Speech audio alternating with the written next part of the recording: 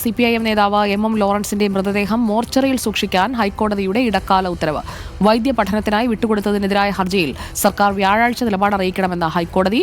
Principal അല്ലാതെ മറ്റൊരു ഉന്നത അധികാരി വിഷയം പരിഗണിക്കണമോ എന്നതിൽ വാദം കേൾക്കും. ശ്യാം ദേവരാജ് നൽകും കൂടുതൽ വിവരങ്ങൾ. ശ്യാം ദേവരാജ്, തൽക്കാലത്തേക്ക് മോർച്ചറിയിൽ സൂക്ഷിക്കുക, സർക്കാരിന്റെ നിലപാട് കൂടി അറിഞ്ഞ ശേഷം അന്തിമ തീരുമാനം എന്നതാണോ ഇപ്പോൾ ഹൈക്കോടതി ഇടക്കാല ഉത്തരവിലൂടെ വ്യക്തമാക്കുന്നത്? അങ്ങനെ തന്നെയാണ്. ഇടക്കാല ഉത്തരവ് ഈ മൃതദേഹം വീണ്ടും മോർച്ചറിയിൽ തന്നെ സൂക്ഷിക്കണമെന്നതാണ്. നേരത്തെ കളമശ്ശേരി മെഡിക്കൽ കോളേജ് പ്രിൻസിപ്പൽ സമിതി എടുത്ത തീരുമാനം ഇത് എംബാം ചെയ്ത് സൂക്ഷിക്കാം, പഠനാവശ്യത്തിന് വേണ്ടി കൈമാറാമെന്നതായിരുന്നു.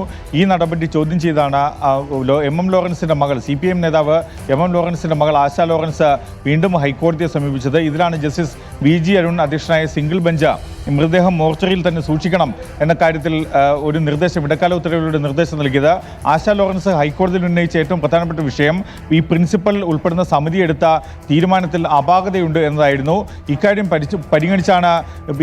പരിഗണിച്ച് മറ്റൊരു അതോറിറ്റി, അതായത് പ്രിൻസിപ്പൽ ഉൾപ്പെടുന്ന അതിനേക്കാൾ മറ്റൊരു ഉന്നത തലത്തിലുള്ള മറ്റൊരു അതോറിറ്റി ഈ വിഷയം പരിഗണിച്ച് വീണ്ടും തീരുമാനമെടുക്കണോ എന്ന കാര്യത്തിൽ സംസ്ഥാന സർക്കാരിനോട് നിലപാട് അറിയിക്കാൻ ഹൈക്കോടതി നിർദ്ദേശം നൽകിയിട്ടുണ്ട്. വ്യാഴാഴ്ചയ്ക്കുള്ളിൽ നിലപാട് അറിയിക്കണമെന്നാണ് സംസ്ഥാന സർക്കാരിനോട് ഹൈക്കോടതി നിർദ്ദേശം നൽകിയത്. ഇതിന്റെ അടിസ്ഥാനത്തിൽ ഈ ഹർജി M.M. ലോറൻസിന്റെ മൃതദേഹം വൈദ്യപഠനത്തിനായി വിട്ടു നൽകിയത് ചോദ്യം ചെയ്തുള്ള ഹർജി വ്യാഴാഴ്ച ഹൈക്കോടതി വീണ്ടും പരിഗണിക്കുകയും ചെയ്യും.